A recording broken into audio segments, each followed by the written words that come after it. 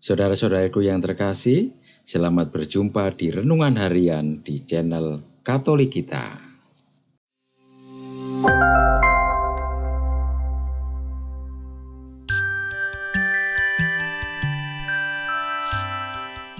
Hari ini, Senin 5 Juni 2023, Pekan Biasa yang ke-9.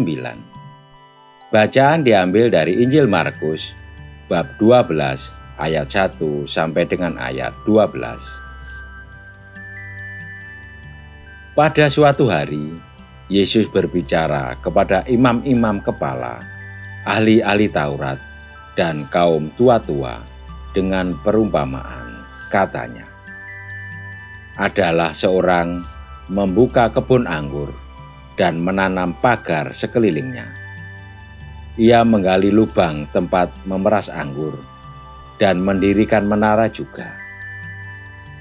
Kemudian ia menyewakan kebun itu kepada penggarap-penggarap, lalu berangkat ke negeri lain. Dan ketika sudah tiba musimnya, ia menyuruh seorang hamba kepada penggarap-penggarap itu untuk menerima sebagian dari hasil kebun itu dari mereka. Tetapi mereka menangkap hamba itu dan memukulnya, lalu menyuruhnya pergi dengan tangan hamba. Kemudian pemilik kebun anggur itu menyuruh pula seorang hamba lain kepada mereka. Orang itu mereka pukul sampai luka kepalanya, dan sangat mereka permalukan. Lalu pemilik itu menyuruh seorang hamba lain lagi, dan orang ini mereka bunuh. Dan banyak lagi yang lain, ada yang mereka pukul, ada yang mereka bunuh. Kini tinggal satu orang putranya yang kekasih. Dialah yang akhirnya diutus kepada mereka. Sebab pikirnya, putraku pasti akan mereka segani. Tetapi penggarap-penggarap itu berkata seorang kepada yang lain, ia adalah ahli waris, mari kita bunuh dia, maka warisan ini menjadi milik kita. Mereka menangkapnya dan membunuhnya, lalu melemparkannya keluar kebun anggur itu. Sekarang apa yang akan dilakukan oleh tuan kebun anggur itu?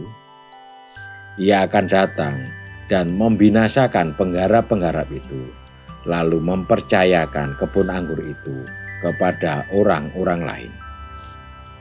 Tidak pernahkah kamu membaca nas ini? Batu yang dibuang oleh tukang-tukang bangunan telah menjadi batu penjuru. Hal itu terjadi dari pihak Tuhan, suatu perbuatan ajaib di mata kita. Lalu mereka berusaha untuk menangkap Yesus, karena mereka tahu bahwa merekalah yang dimaksudkannya dengan perumpamaan itu. Tetapi mereka takut kepada orang banyak, jadi mereka pergi dan membiarkan Yesus. Demikianlah sabda Tuhan.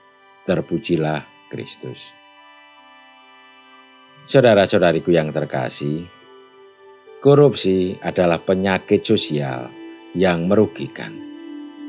Bukan hanya karena uang rakyat disalahgunakan demi kepentingan pribadi, melainkan lebih-lebih karena korupsi yang dilakukan aparat akan meruntuhkan kepercayaan rakyat pada seluruh sistem pemerintahan.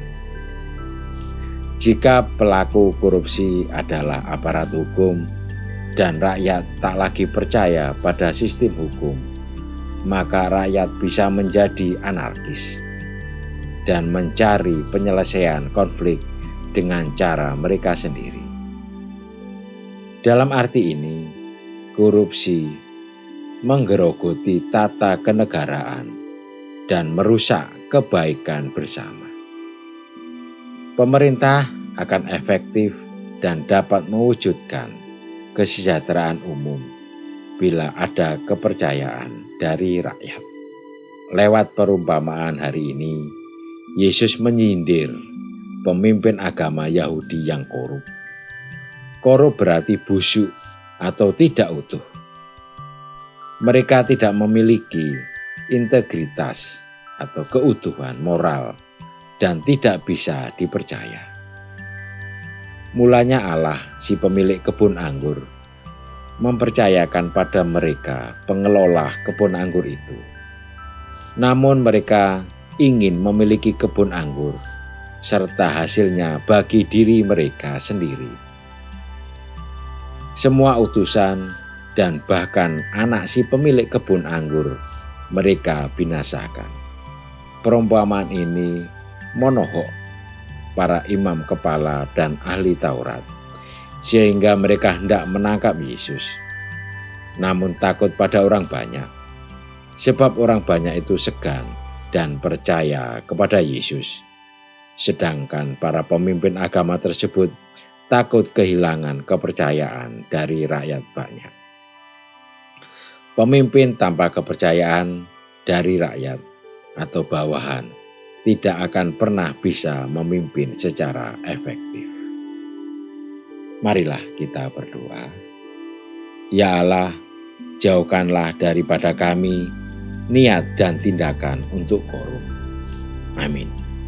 Saudara-saudariku yang terkasih, terima kasih atas kebersamaannya di dalam renungan harian ini.